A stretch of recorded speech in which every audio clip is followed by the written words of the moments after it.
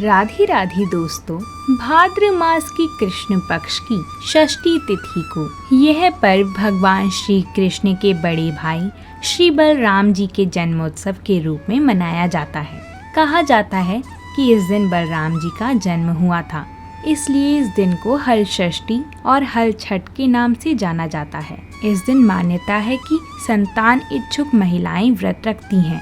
हल छठ को कई लोग देव छठ, हर छठ, संतान छठ और हल षष्ठी के नाम से जानते हैं। पुत्रों की दीर्घायु और सुख संपत्ति के लिए हल षष्ठी का व्रत महत्वपूर्ण माना गया है। हल षष्ठी से जुड़ी 6 कथाएं प्रचलित हैं। आमतौर पर 6 कहानियां एक साथ नहीं मिलती हैं, जिनको व्रत में सुनना बेहद जरूरी माना जाता है। तो चलिए हल षष्ठी की पहली कथा को सुनते हैं। एक बार द्वापर युग में धर्मराज युधिष्ठिर और भगवान श्री कृष्ण एक ही स्थान पर विराजमान थे। तब धर्मराज युधिष्ठिर बोले कि हे भगवान, इस जगत में पुत्र प्राप्ति की मनोकामना पूर्ण करने वाला कौन सा व्रत उत्तम है? तब भगवान श्री कृष्ण बोले, हे राजन, हल षष्ठी के समान उत्तम कोई दूसरा व्रत नहीं है। युधिष्ठिर बोले, हे महाराज, यह व्रत कब और किस प्रकार प्रकट हुआ? श्री कृष्ण बोले, हे राजन, मथुरापुरी में एक राजा कंस था। सुर, नर, मुनि सब उसके अधीन थे। राजा कंस की बहन का नाम देवकी था। जब वह विवाह योग्य हुई तब कंस ने उसका विवाह वासुदेव के साथ करा दिया। जब वह विदा होकर ससुराल जा रही थी तभी एक आकाशवाणी हुई कि हे कंस, जिस देवकी को तू प्रेम से विदा कर रहा है उसी के गर्भ से उत्पन्न 8वें बालक द्वारा तेरी मृत्यु होगी। यह सुनकर कंस ने क्रोध में भरकर देवकी और वासुदेव को बंधी बना लिया और कालकोठरी में डाल दिया। समय बीतने के साथ ही देवकी के पुत्र पैदा हुए। कंस एक करके सभी को मारता जाता। इस प्रकार जब देवकी के 6 पुत्र मारे गए तो एक दिन देवलोक से महामुनि नारद देवकी से मिलने आए और उसे दुखी देखकर कारण पूछा। देवकी ने रोते हुए अपना सारा हाल बताया। तब नारद जी ने कहा कि हे बेटी, तू दुखी मत हो। तुम श्रद्धा और भक्ति पूर्वक हल षष्ठी माता का व्रत करो, जिससे तुम्हारे सारे दुख दूर हो जाएंगे। तब देवकी ने माता की महिमा पूछी। नारद जी बोले, हे देवकी, मैं तुम्हें एक पुरातन कथा सुनाता हूँ, तुम ध्यान पूर्वक सुनो। यहीं से हमारी पहली कथा प्रारंभ होती है। बहुत समय पूर्व चंद्रव्रत नाम का एक प्रतापी राजा था, जिसका एक ही पुत्र था। राजा ने नगर के समीप एक तालाब खुदवाया था, परंतु उसमें जल नहीं रहता था। कितना भी जल भरा जाए तुरंत ही सूख जाता था। जलहीन तालाब को देखकर नगरवासी राजा को कोसते थे। राजा सदैव दुखी रहते थे और कहते थे कि मेरा धन और धर्म दोनों नष्ट हो गया। एक दिन स्वप्न में वरुण देव ने राजा से कहा कि हे राजा, यदि तुम अपने पुत्र की बलि दोगे तो तालाब जल से भर जाएगा। प्रातः काल राजा ने स्वप्न की बात दरबार में बताई और कहा कि मैं अपने इकलौते पुत्र का बलिदान नहीं कर सकता हूँ, चाहे तालाब में पानी रहे या ना रहे। राजा की बात सुनकर राजकुमार बोला, मैं स्वयं अपनी बलि दे दूंगा, क्योंकि मेरे बलिदान से पिता का सुयश बढ़ेगा तथा जनता को सुख मिलेगा। यह कहकर राजकुमार स्वयं तालाब की तलहटी में जाकर बैठ गया और उसके प्रभाव से तालाब तत्काल जल से भर गया। उसमें कमल के पुष्प खिल गए तथा सभी जल जंतु बोलने लगे। राजा ने यह समाचार सुना और दुखी होकर वन को चला गया। वन में 5 स्त्रियां हल षष्ठी माता की पूजा कर रही थीं। राजा द्वारा व्रत विधि पूछने पर स्त्रियों ने माता की महिमा का वर्णन करा, जिसको सुनकर राजा वापस लौट आया और रानी से कहा कि तुम भी हल षष्ठी माता का व्रत करो तथा पूजन करो। राजा की बात सुनकर रानी उसी दिन से व्रत रखकर पूजन करने लगी, जिसके प्रभाव से कुछ समय के बाद राजकुमार तालाब से बाहर आकर खेलने लगा। राजा यह सुनकर प्रसन्न हुआ और राजकुमार को महल में ले आए। तभी से रानी प्रतिवर्ष हलषष्ठी माता का व्रत करने लगी। बोलिए हलषष्ठी माता की जय। अब शुरू करते हैं हलषष्ठी की दूसरी कथा। उज्जैन नगरी में एक पुरुष के 2 स्त्रियां रेवती तथा मानवती थी। भाग्य से मानवती के 2 लड़के थे, परंतु रेवती के कोई संतान नहीं थी। सौतन के 2 लड़कों को देखकर वह हमेशा ईर्ष्या से जला करती थी। एक दिन ईर्ष्या के वशीभूत होकर वह मानवती से बोली, हे बहन, तुम्हारे पिता बहुत बीमार हैं। उन्होंने तुम्हें देखने के लिए बुलवाया है। अभी एक राहगीर यह संदेश देकर गया है। यह सुनकर मानवती अपने दोनों पुत्र रेवती को सौंपकर पति की आज्ञा लेकर अपने पिता के घर चली गई। इधर रेवती ने मानवती के दोनों लड़कों को मारकर गांव के बाहर जंगल में फेंक दिया। उधर मानवती पिता को सकुशल देखकर चकित हुई और अनिष्ट की आशंका से वापस लौटने लगी।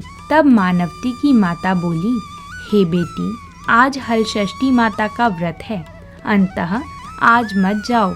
बात सुनकर मानवती ने व्रत रखकर शाम को हलषष्ठी माता का पूजन किया और प्रार्थना की, हे माता, मेरे बच्चों को संकट से बचाए रखना तथा दीर्घ आयु करना। दूसरे दिन वह माता पिता को प्रणाम करके अपने घर को चली। गांव के बाहर अपने दोनों बच्चों को खेलता देखकर सोचने लगी कि मेरे बच्चों को यहाँ कौन लाया। तब बच्चों ने कहा कि हमें तो माता रेवती ने मारकर यहाँ फेंक दिया था, लेकिन शाम काल में देवी माता आकर हमें जीवन दान दी गयी। इसे हलषष्ठी माता की कृपा मानकर मानवती ने माता का गुणगान किया और अपने घर को आई। गांव की सभी स्त्री सुनकर आश्चर्य करने लगी और उसी दिन से सभी हलषष्ठी माता का पूजन तथा व्रत करने लगी। बोलिए हलषष्ठी माता की जय। इसी के साथ हम हलषष्ठी माता की तीसरी कथा को सुनते हैं। प्राचीन काल में एक ग्वालिन थी जो गर्भवती थी और जिसका प्रसव काल अत्यंत ही नजदीक था। एक तरफ वह अपनी प्रसव पीड़ा से बहुत व्याकुल थी और उसका मन गाय भैंस का दूध बेचने की तरफ लगा हुआ था। उसने सोचा कि यदि मेरा प्रसव हो गया तो फिर ये दूध और दही आदि सब बेकार चला जाएगा। इसलिए वह फटाफट उठी और उसने सिर पर दूध दही की मटकी रखी और बेचने के लिए गांव की तरफ चल दी। रास्ते में वह किसी बनबेरी यानी कांटे वाली पेड़ की ओट में बैठ गई, जहां उसको प्रसव हो गया और उसका एक पुत्र उत्पन्न हुआ। लेकिन उसके मन में तो दूध और दही आदि बेचने की व्यग्रता थी, तो वह अपने नवजात बेटे को वही कपड़े में लपेटकर उसी पेड़ के पास छोड़ गई और छोड़कर गांव की ओर दूध दही बेचने चल पड़ी। संयोगवश उस दिन हलछट भी थी। उसकी मटकी में गाय और भैंस का मिश्रित दूध था, लेकिन उसने गांव की महिलाओं को यह कहकर दूध बेच दिया कि यह केवल भैंस का ही दूध है। उस पर विश्वास करते हुए गांव की महिलाओं ने उसका सारा दूध खरीद लिया। उसने जहां अपने बच्चे को छोड़ा था उसी के पास कोई किसान खेती कर रहा था। अपने बैलों के साथ किसी कारणवश उसके बैल क्रोधित हो गए और अचानक भागने लगे।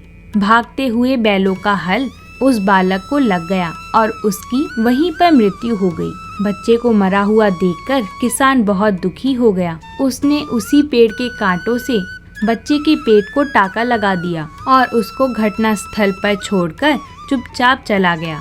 इसी बीच अपना सारा दूध बेचकर जब वह ग्वालिन पहुंची तो उसने अपने बच्चे को मरा हुआ देखा तो प्रलाप करने लगी और मन ही मन अपने आप को कोसने लगी कि आज मैंने असत्य बोलकर गांव की महिलाओं को अपना सारा दूध बेच दिया। इसी असत्य संभाषण के कारण ही मेरे इस नवजात पुत्र की मौत हो गई है। उसके मन में आया कि मुझसे तो यह बहुत बड़ा पाप हो गया है, इसलिए मुझे गांव वापस जाकर वहां की महिलाओं को अपनी गलती के विषय में बताना चाहिए और उसने माफी मांगनी चाहिए। यह सोचकर वह गांव में वापस गई और वहां की महिलाओं को अपनी गलती के लिए माफ करने की प्रार्थना करने लगी। महिलाओं ने जब उसकी व्यथा सुनी तो उन्होंने उसे माफ कर दिया और आशीर्वाद दिया। गांव से निकलकर जब वह ग्वालिन वापस अपने बच्चे के पास पहुंची तो उसने देखा कि उसका बच्चा जीवित हो गया था।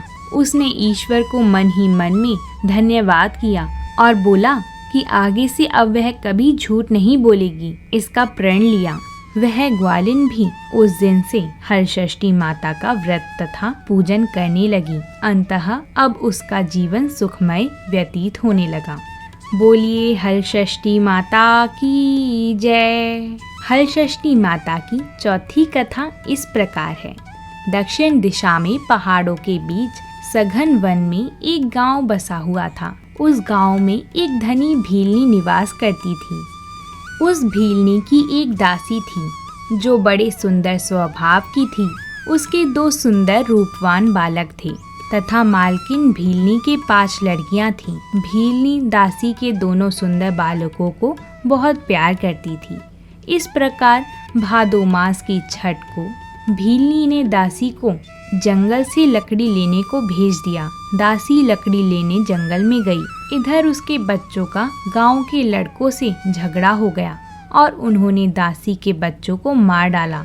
भीलनी ने दुखी होकर उन्हें गांव के बाहर ले जाकर जला दिया और उसकी अस्थियां लेकर घर आई। उधर दासी वन से लकड़ियां लेकर वापस चली तो नदी के किनारे मुनि के आश्रम में 5 स्त्रियों को पूजा करते देखकर उसने उन स्त्रियों के साथ बड़े प्रेम से माता की पूजा की और अपने बच्चों के कल्याण के लिए माता से प्रार्थना की। उसने माता के इस व्रत को सदा करने का संकल्प भी किया। जब वह लकड़ी लेकर वापस आई तो गांव के समीप पहुंचकर देखा कि उसके दोनों बच्चे खेल रहे हैं। उसने दोनों बच्चों को प्रेम से गोदी में उठा लिया और अपने घर ले आई। मालकिन भीलनी यह देखकर चकित हो गई और पूछा। तब दासी ने माता के व्रत तथा पूजन का सब हाल कह सुनाया। माता के व्रत का प्रभाव देखकर मालकिन ने भी व्रत करने का संकल्प लिया और सुखी हो गई। बोलिए हलषष्ठी माता की जय। हलषष्ठी माता की 5वीं कथा है। दक्षिण दिशा में एक अति सुंदर नगर था। उस नगर में एक धनवान बनिया रहता था। उसकी पत्नी बहुत उत्तम स्वभाव वाली थी, किंतु उसके पूर्व जन्म के पाप के कारण उसके 6 पुत्र हुए, परंतु एक भी जीवित ना रहा। इससे दुखी होकर वह वन में चली गई। वन में उसे एक तपस्वी मुनि मिले।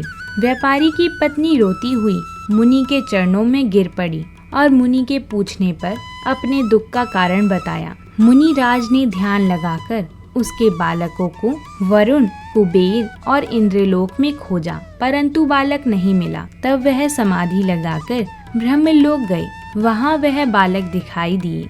मुनि ने कहा, हे बालक, तुम्हारे वियोग में तुम्हारी माता मृत्यु लोक में तड़प रही है, इसलिए तुम मेरे साथ चलो। यह सुनकर बालक बोला, हे मुनिराज, मैं कई बार गया और वापस आया हूँ। अब गर्भ के दुख से मैं दुखी हूँ, अंततः अब मैं नहीं जाऊंगा।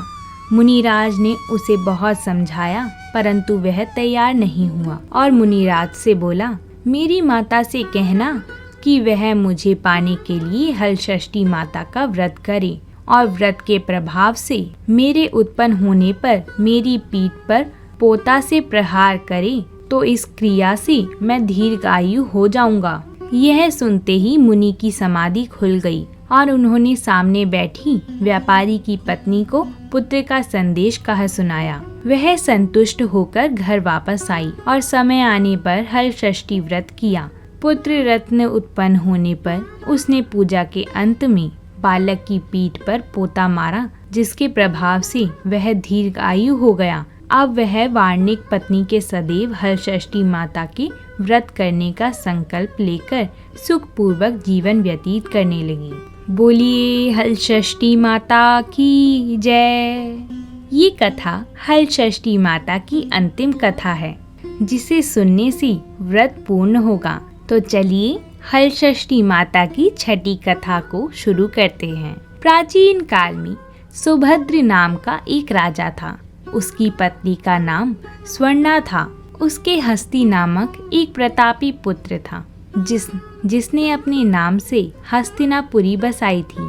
एक दिन राजा का लड़का अपनी धाई के साथ गंगा स्नान को गया। वहाँ उसे एक गाहन ने निगल लिया।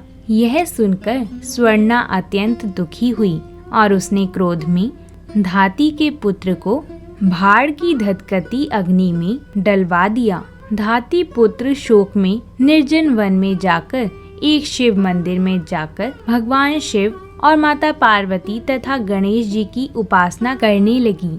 वह प्रतिदिन तृण धान तथा महुआ खाकर समय बिताती थी। व्रत के प्रभाव से भाद्रपद कृष्ण पक्ष के एक दिन उसका लड़का अग्नि से निकल आया। राजा रानी भाड़ से लड़के को जीवित निकलते देखकर आश्चर्य करते हुए पंडितों से उसके जीवित निकलने का कारण पूछने लगे। तभी इस रहस्य को बताने के लिए शिवजी की आज्ञा से दुर्वासा ऋषि वहां आए।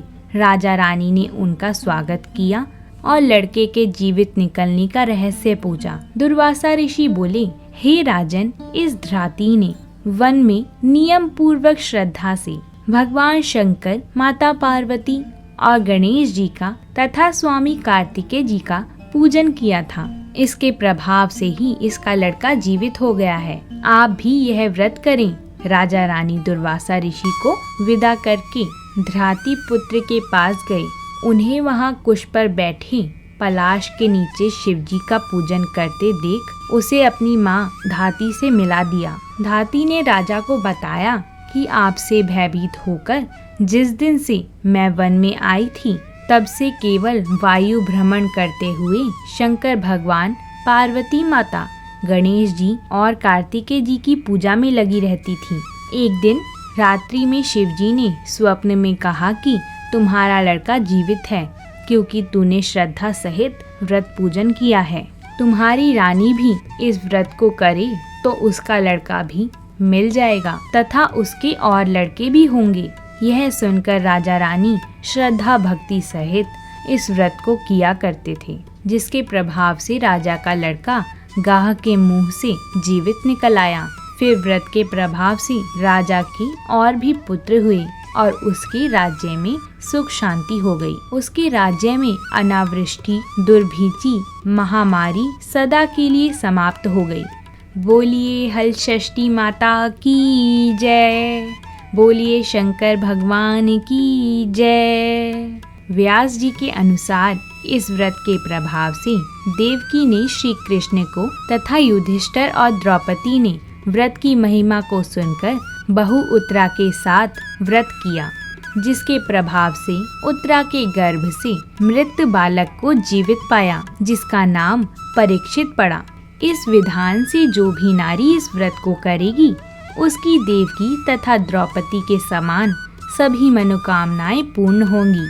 तो दोस्तों, ये थी हलषष्ठी माता की 6 कहानियाँ। अगर आपको ये वीडियो अच्छी लगी हो तो कमेंट में हलषष्ठी माता की जय जरूर लिखिएगा और चैनल को सब्सक्राइब, वीडियो को लाइक और शेयर करना ना भूलें। हलषष्ठी माता की जय।